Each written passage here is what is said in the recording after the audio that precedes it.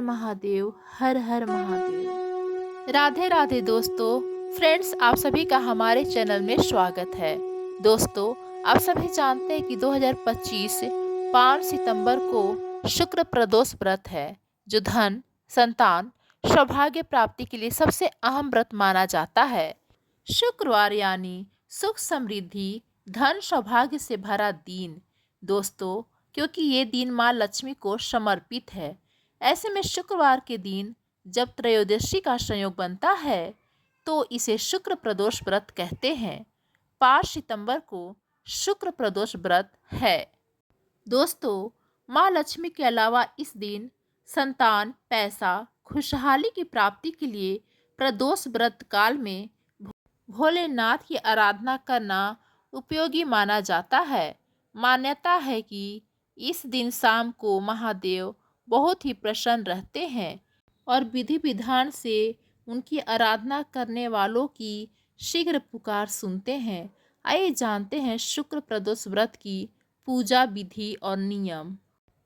भाद्रपद शुक्ल पक्ष की त्रयोदशी तिथि 5 सितंबर को सुबह 4:08 पर शुरू होगी और अगले दिन 6 सितंबर को सुबह 3:12 पर इसका समापन होगा।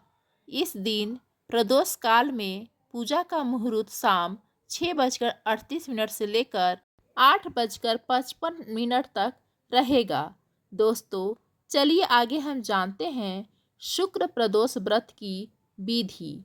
फ्रेंड्स, शुक्र प्रदोष व्रत के दिन पानी में इलायची डालकर स्नान करें, इससे शुक्र मजबूत होता है। साफ वस्त्र पहनकर व्रत का संकल्प ले, दिन भर फलाहार करें। संध्या के समय घर या मंदिर में मिट्टी के छोटे से शिवलिंग बनाकर भगवान शिव का जलाभिषेक करें। पंचामृत से स्नान कराएं।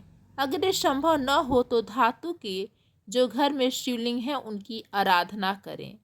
भोलेनाथ को बेलपत्र, धतूरा, अक्षत और पुष्प चढ़ाएं। व्रत का कथा का श्रवण करें। आरती कर ब्राह्मण को दान दें। इस दिन माँ लक्ष्मी को सुगंधित फूल अर्पित करें।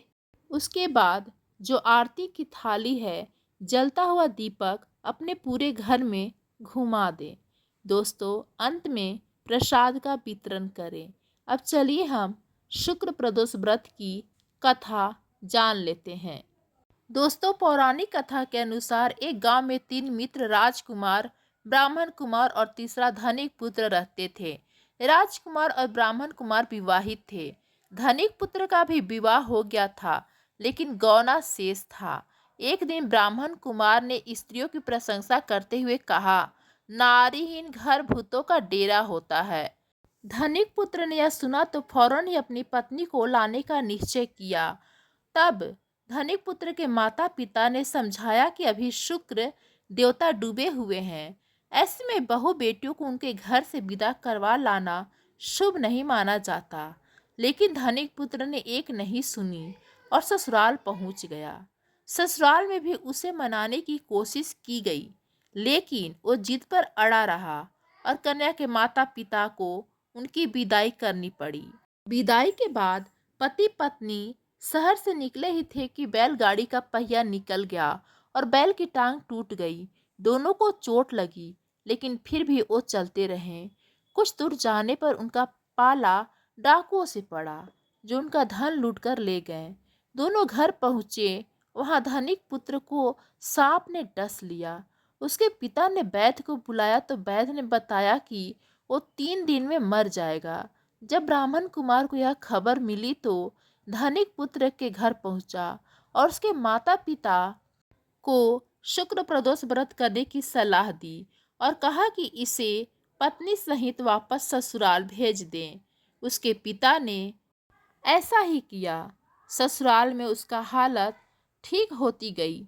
शुक्र प्रदोष व्रत के प्रताप से धनिक पुत्र जल्द स्वस्थ हो गया और उसका सारा धन वापिस उसे प्राप्त हो गया। तो दोस्तों, आप सभी जानते हैं कि हमारे घर में दादी, माँ, परदादी सभी बोलती हैं कि मंगलवार के दिन, शुक्रवार के दिन, रविवार के दिन बेटी और बहू की विदाई नहीं होनी चाहिए। दोस्तों, शुभ अशुभ दिन देख कर के ही माता पिता अपनी बेटियों को विदा करते हैं। तो आप लोग को ये कथा कैसी लगी हमें कमेंट में ज़रूर बताएं। धन्यवाद फ्रेंड्स।